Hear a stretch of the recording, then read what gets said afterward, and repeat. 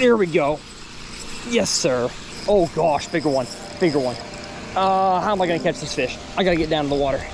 I gotta get down to the water level. Over the last decade, I've caught fish in every corner of North America. From California to Mexico, Florida to New York, and all the way up to Canada, documenting it all on video for you guys. Yes, I got it! But as a video creator and instructor, I've generally left out one of the most important and the largest demographics in the world of fishing, and that is the bank beater, the pond prowler, the shore master. Yeah! In this series, I'm making it my goal to fish more bodies of water than I ever have before, but this time, from the bank. My name's Tyler, and this is 100 Ponds.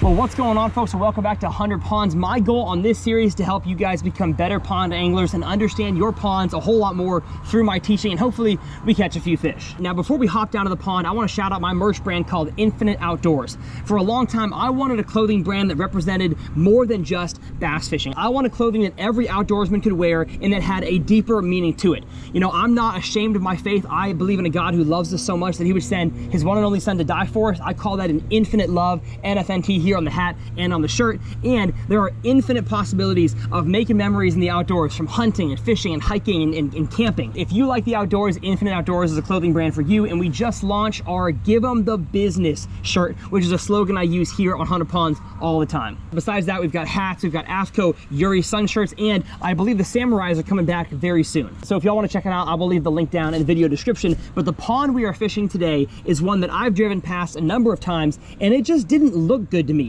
I fished a whole bunch of ponds in my life, and it didn't have the qualities, at least from the first look, that I thought were necessary to grow big bass. But a buddy of mine texted me recently and said, Tyler, you're missing out because there are good fish in there. So we're gonna test him today to see if pond number 85 has big bass. So enough talking, let's get down to pond number 85.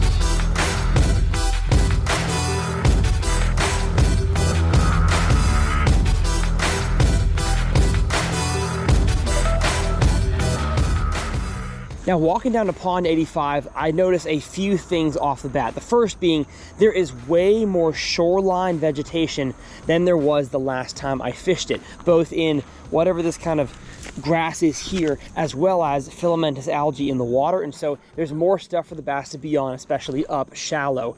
Last time I fished it, it was just blue water and no grass. Definitely a little better and more appealing this time. As far as conditions go, we have absolutely zero wind. So I'm gonna throw top water for a little bit, but I don't expect any loud top waters to be the ticket. So I'm gonna open up the Evolution fishing tackle bag here and grab myself a topwater frog.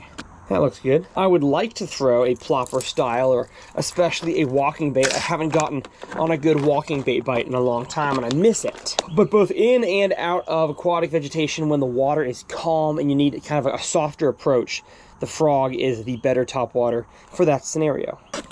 And I'm gonna bring along with me old-fashioned flashy swimmer on the Rage swimmer here. And if we need to get real finessey, I've got a drop shot here in the truck that I'll come back to get, but I'm pretty sure our bank access is limited on this pond, so I don't gotta bring everything with me.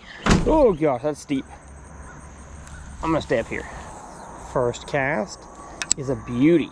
Just making the smallest of pops, not making a whole lot of commotion. Again, we have zero wind, so I don't feel the need to be super loud with my top water. A fish is a lot more in tune with its environment than you may think. If it's around, it's gonna come find this thing. Gosh, there, first cast.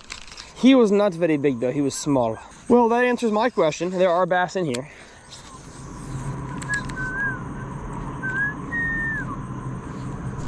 There's one. Yes, oh, got off. Dang it. Barely any eat there. Balled up my frog. Oh, and I caught the braid in the hook. Dang it. Not a giant, but glad to have gotten a bite. My buddy was right, they're in here. Ah, the bad cast. I'm not gonna get a bite out in the middle on a frog. And I just looked down at the ground, and this is ugly. Like, this is like not primo looking pond stuff. I caught a bass and I lost it, but they're in here, and something just boiled right here. Well, regardless of how good or bad I think it looks, I am seeing activity all across the pond. even on a super calm day like today. So just got to keep plugging. There's plenty of fish in here, I guess. There we go. Good cast. Right along the edge. Come on with it. Give it that nice subtle pop. The bass just can't resist. Except that I don't think there's that many bass in this pond. Come on. You know what though? Sometimes some ponds are just not topwater ponds, and this might be one of them. I'd like it to be, but I'm not gonna force it. All right, I don't think they're gonna eat topwater in this pond. I get weird vibes from it, man. I just don't quite get the feeling these fish are super shallow eaters. If there's big ones, I feel like I would have seen them cruising the bank if they were up there, and I didn't see that, so they're out there somewhere. I'm just gonna go ahead and do it now. I feel like the drop shot is probably gonna be a weapon of choice here in a little bit. It is officially time though to fish a little bit slower in the water column. And I usually like this exact presentation here when it's windier. I'd probably prefer to not have the blade in this pond today, but that's what I rigged up and that's what I'm gonna throw. Let's see how deep it is out there. Not deep at all. Good. Where the heck are these big ones? This is wild. I can't, in all the ponds I fish, I can't foresee this place having big ones. But you know what? I guess I don't make the rule book. I just try to follow it and teach it, and these bass are probably in here somewhere. I don't think it's deep at all out there. 1, 2, 3. I mean, like, I don't think it even fell more than a foot. Goodness. Could have been grass. Could have been grass, false alarm. Yeah, it was grass. It was grass, everybody. Is it healthy grass? Doesn't look like it. Where the heck do these fish go? Like, there's no offshore anything. There's 3 bubblers, that's it. There's one. Oh man, what a bite. What a bite, yes sir. Wow. I don't know if y'all could see that on my rod tip, but this fish absolutely rocked it. And look at how he ate that thing. Full on 4.2 inch rage swimmer down the gullet. Not a big one, but I mean like aggressive. I was fully expecting when I leaned into, when I snapped into that fish for it to be a giant. Gosh, that was crazy. All right, so they will eat a swim bait in shallow water. I mean, it couldn't have been 2 foot maybe where that fish ate. So I think I just got to cover water with this and then slowly cover water with the drop shot to catch these fish. But you know what? That's a success. It's crazy how just one bite can fill you with so much confidence about a body of water or a technique, because up until that point, I had gotten one bite on a frog, kind of a lackadaisical blow up, lost it. You know, this time of the year, you can catch a fish on any pond on top water along the bank line. And so now that I've seen we have some bass that are aggressive and they want to eat offshore, and look at that. Oh, dang it, I dropped it. We actually have good aquatic vegetation. I'm not sure what kind it is, but it wasn't dead and it wasn't snodgrass. And it's also deeper there. Man, I'm feeling better here. We're gonna catch some fish. Goodness, another one right in the exact same spot a few casts later. I think there's a little like grass patch there these bass are sitting on, and we got 2. The quality of fish in this body of water is amazing. I mean, they're little fat boys. Okay, I've discovered after making a few repeat casts right here where I got both of those bass, that there's a deeper area right here. It's about 3 feet right there, and then it slopes up really quickly toward the bank. And there's I'm literally in the grass right now. I feel it. So that's the kind of stuff right here that you can't discover until you snag it or until you catch fish around it. Now, where are those spots on the rest of this pond? Because that's where I'm gonna find all my bites, I guarantee it. There's one. There's one. He ate it on the fall. Ate it on the fall, baby. I knew these fish, dang it. That's such a long, I mean, I made like a 50-yard cast and on 15-pound fluorocarbon. When they ball up your bait like this, good luck catching them. I had the odds stacked against my favor in that fish catch, but he ate it on the fall, way out in the middle. They are worm bass, as I call them. Zinger. That's like a 55-yard cast. sometimes on this series, but for sure on the channel, I talk about rod length. And the longer rod you have, not only does it help with casting distance, also helps with getting a good hook set at that long distance.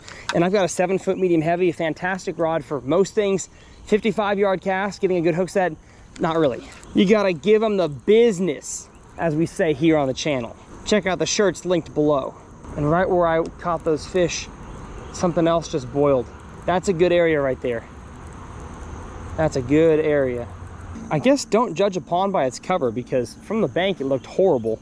Almost every cast in the middle I'm getting, hopefully y'all can see that, I'm getting good aquatic vegetation, good healthy stuff. Kind of stringy, but good. But as the sun is coming up, I'm noticing something. That bank on that side over there, I can see the aquatic vegetation that I've been fishing. It's actually matted on that bank. So I'd like to figure out how to access that bank, because obviously it's manicured. It's been mowed over there.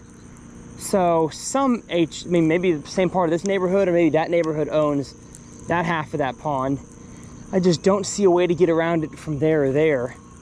But man, if that's where most of the grass is, I mean, my topwater bites would have been way better on that side, at least on the frog. But I guess depth might not matter. I just gotta find more grass. Now I'm doing two things that you might not notice in this shot. The first of which being, my rod tip is down and I'm reeling extra slow. And the reasoning for that is because I am up here on a hill. I'm a good 4, maybe 5 feet above the water level. And so when you are making a cast out in the middle, retrieving it back in, your angle of retrieve is higher than if you were on the water level. And so if my rod tip is low on the water level, my lure has hardly any vertical pull to it. But up on this hill, the angle of retrieve is higher. Therefore, my lure gets brought above the bottom a little bit easier. So I compensate for that by making a cast. Of course, as always with soft plastics, or as most of the time, let them get to the bottom. So it's probably at the bottom. And then I'm going to lower my rod tip, because again, if it's up, that'll make the angle even higher. I don't want that. So the rod tip is low and I'm retrieving extra slow. Now, if I feel on a cast that I hit like a tall patch of grass, I may keep my rod tip high when I'm around that area. And when I think I've passed it, I will drop my rod tip again. It is not just lure, diving depth, and weight that controls how deep you are. You can also control that with speed and angle of your rod tip. So just a little tip for you for free. The next one might cost you something. What a cast. Goodness. 60 yards. I'm gonna immediately have grass because that side over there looks more grassy. Yep, there's grass. Gosh, I got nailed. Got nailed. You really gotta swing on him when they're that far away. Oh, look what he did. Look what he did. He's stinking, come on. His lens won't focus. He stinking ate the entire tail.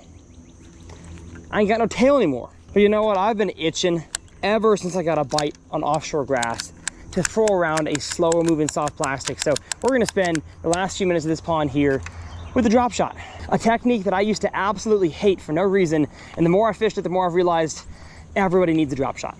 Now here in my tackle bag, I keep all of my soft plastics in the top in 2 individual soft plastic bags. So I keep them in the original packaging.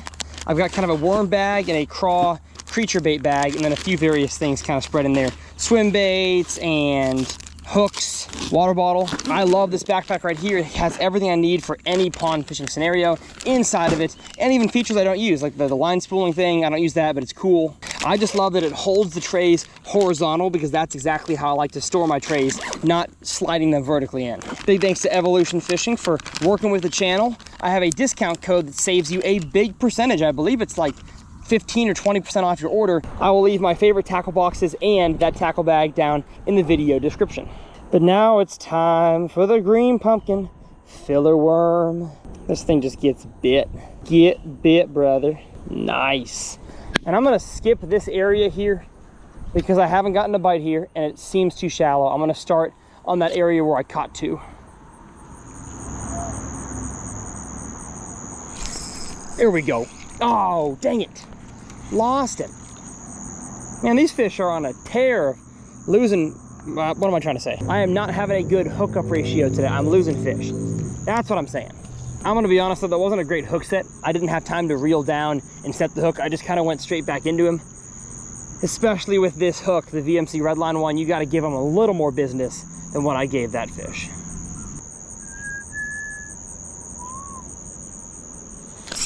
There we go. Yes, sir. I gave him a little more business right on the grass line. Are you big? It's hard to tell on a spinning rod. Not a bad one, not a giant one either. Come on now, yes, sir. A drop shot pond eater. That is one question I get all the time is, Tyler, you know, your drop shot video is great. First of all, it's so bright. But you're in a bass boat to do it. Does it work in ponds? Absolutely, it works in ponds. Best fish of the day, 2.5 pounder. I don't know if that's the same fish I had a second ago, but I do know the lighting is horrendous. I gotta move this camera or something. As much as I don't wanna be in the sun, I need to have even lighting. So I'll stand here for the sake of the video. So we've caught a few 2-pounders. Where are the giants? I mean, just like every pond, there's probably not many of them, but I feel like what I'm doing now, working a drop shot extra slow, just shaking it around that grass, is probably the best way to get that bite. Where's it gonna come? I don't know. Is it gonna be out there? Is it gonna be on the bubblers? Shallow grass line? Time will tell. Gosh, I just got knocked. I'm talking like bonk. Where'd you go, buddy? I fully expected it to lift up and just feel like whoa, whoa. Nothing. That's wild. That fish just wanted to have a taste and check it out later, I guess. Oh, God. Oh, it scared the bejeebers out of me. Oh my God, I thought a meteor had just like fallen in the pond. Goodness. Well, maybe that'll turn them on. How about that? There we go. Yes, gosh, another bad hook set. I never set the hook that way. What a dummy. I don't know why I did that. I got the bite and turned right. I should have turned left. These bass are aggressive. I mean, this is like the hardest drop shot bite I've had in a long time. And it's coming a lot shallower than you'd expect. Now, I think a lot of the good grass lines, especially on this half of the pond, are in shallower water. And so the retrieve that I'm using, again, if you want to learn how to rig a drop shot, I will leave my drop shot masterclass down below. Not going to show you all that today. But for the retrieve, I'm hopping it until I feel my weight grab a piece of grass and it's kind of stuck in the clump. And then I kind of shake it, but I'm just shaking the slack in my line. I'm not actually moving the entire presentation in the water. I'm just kind of moving that slack, making that worm hop up and down. I do that 2 or 3 times, and then I hop the whole presentation a good 2 to 3 feet across the bottom, and then I kind of shake again, and then hop it again, and then shake again. That's the best way to do it in ponds, I've found. If you're in a lake, again, your angle's like this, so when you hop it, it kind of hops the whole presentation. On a pond, it's more flat, so you kind of have to shake the slack to make the drop shot do what it's supposed to. But I don't like how many fish I'm losing. These fish are, they're jumpers. And one of the best ways to almost guarantee you're gonna catch one on a drop shot is to pull your phone out and text while you're retrieving.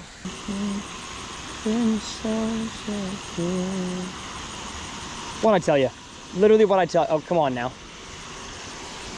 Gosh, he must have been like a bluegill, but I got a bite with my phone out. All right, I have fished out this spot, so I've got to go somewhere else.